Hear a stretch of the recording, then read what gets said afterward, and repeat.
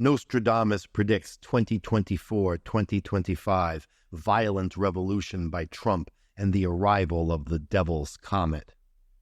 April 8, 2024 heralds the Devil's Comet and disaster.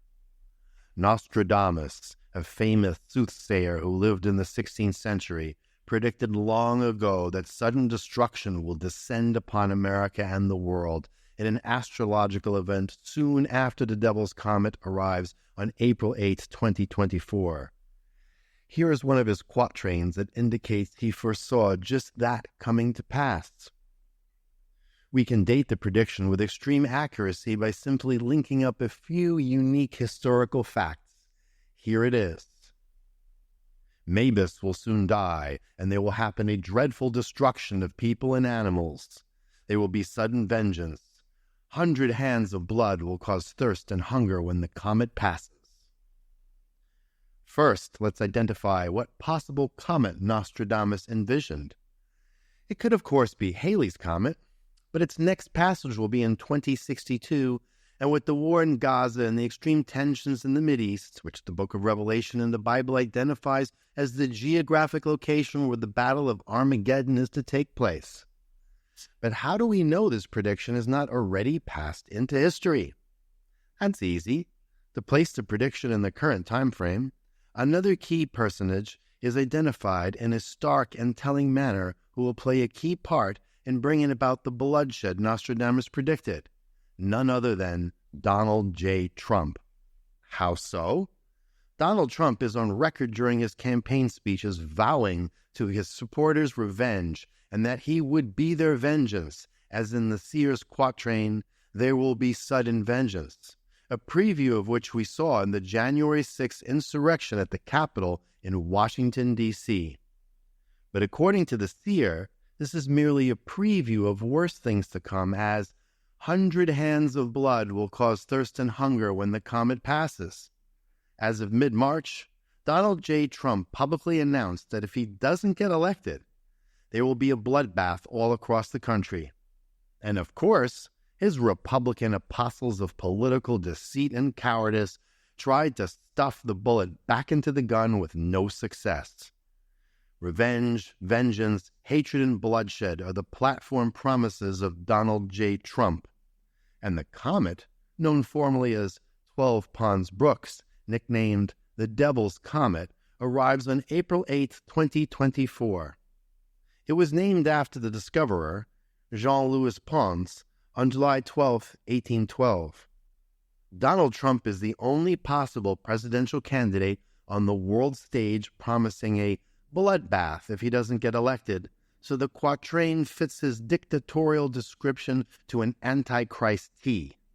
He will incite World War III that will lead to dreadful destruction of people and animals with sudden vengeance, just as we witnessed on the January 6th insurrection.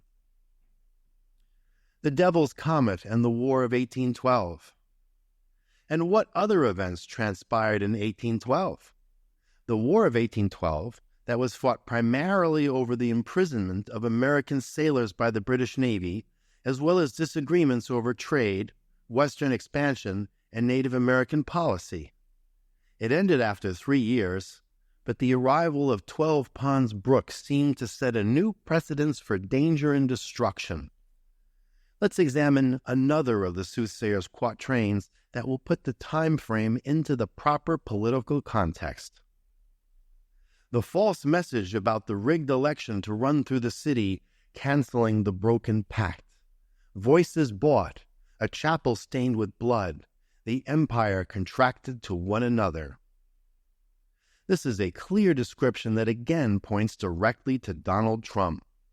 The false message is none other than the big lie about the rigged election to run through the city, a clear image of a mob running through the city and into the Capitol. This canceled the broken pact of regular political elections from its normal discourse, pointing to the oath-breaking Donald J. Trump as he broke the pact of his oath by inciting the insurrection intended to steal the election and maintain his grasp on power. Voices bought relates directly to the voices of Fox News, Newsmax, and other ultra-right-wing media who bought the lie to further their viewer share by repeating the big lie.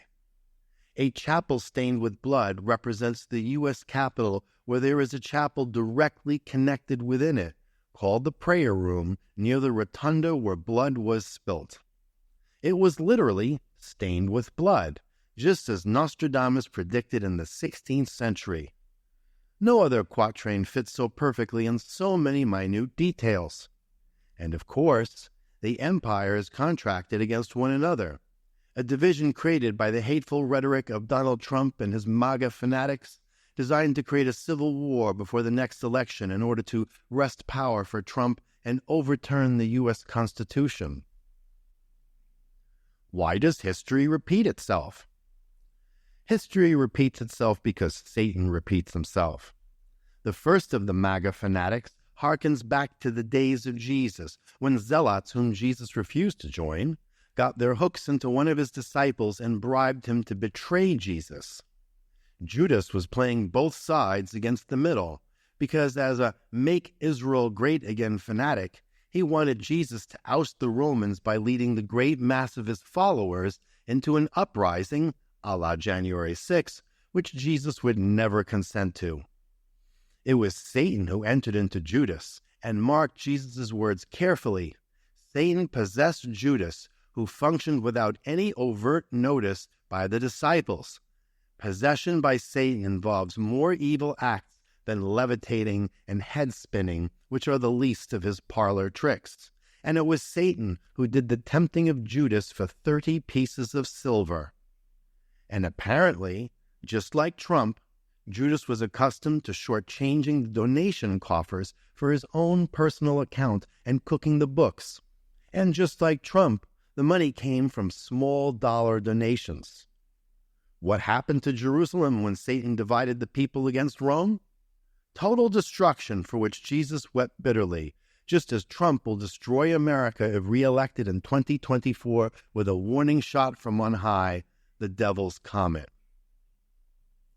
MAGA Christians are following Satan, not Jesus.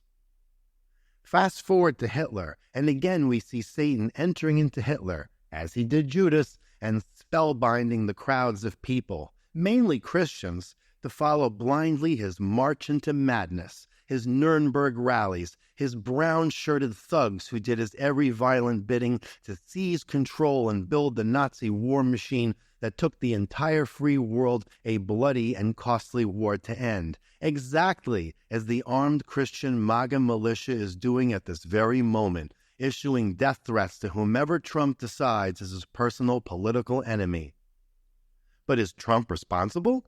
Yes, because at an early point in his life, it is highly likely that Satan came to him offering vast riches and unbridled power and political acclaim and Hollywood stardom and females galore in exchange for his soul. And he did the art of the wicked deal.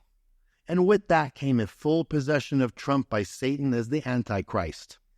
And just as Rome destroyed Jerusalem, and just as Hitler destroyed Germany, so too will Trump destroy America. History doesn't repeat itself. Satan repeats himself.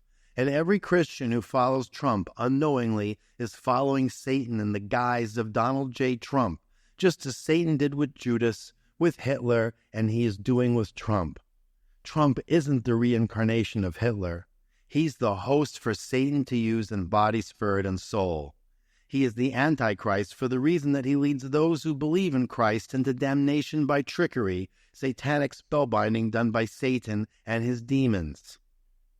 And if Trump suddenly dies from natural or supernatural causes, what then? Then Satan will simply jump bodies and resume his forward march, but that is fairly unlikely. Satan does not reincarnate. He body jumps into whichever person has a dead conscience, where the kingdom of heaven, as Jesus said, the kingdom of heaven is within, no longer holds sway. He is the God of this world, but he is only the prince of darkness, not the king. The king of darkness is the devil, who hates Satan and who is darker and more evil, and who has not just this world as his dominion, but galaxies. He can easily destroy Satan except for two reasons. 1. He is higher in ranking over dark beings, demons, and others of the dark side, but he steadfastly does only the bidding of his Father. He is not in rebellion against God, contrary to religious conflation of the two, or 3 if you include Lucifer, whom the devil recently destroyed, another sign of the end times, and 2, if he destroyed Satan, he would forfeit all the souls Satan is gathering from the masses of Christians who follow him. Thus, it would be foolish to destroy the goose who lays the golden eggs before his time.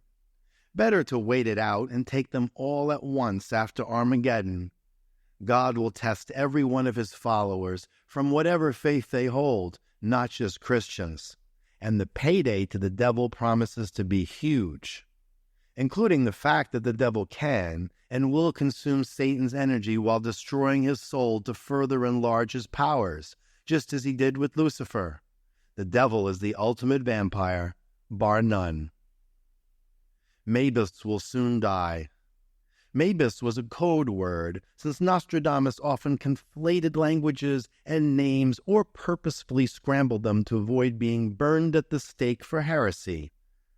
Mabus is not a name, but a thinly veiled title, that of Magus, which points to the Persian priestly class, and is most likely Pope Francis, whose health is rapidly deteriorating. It could be a cryptic way of pointing to the Pope as the personage meant without being accused of heresy and subject to torture and death by fire. Pope Francis is old, and there is no mention of an assassination, but merely that he dies, likely of old age or a related illness. Pope Francis is the most likely suspect because of his age and declining health, especially since it has to be a world-renowned person linked to the rest of the prophecy, and as such, Pope Francis would be considered the most likely world leader.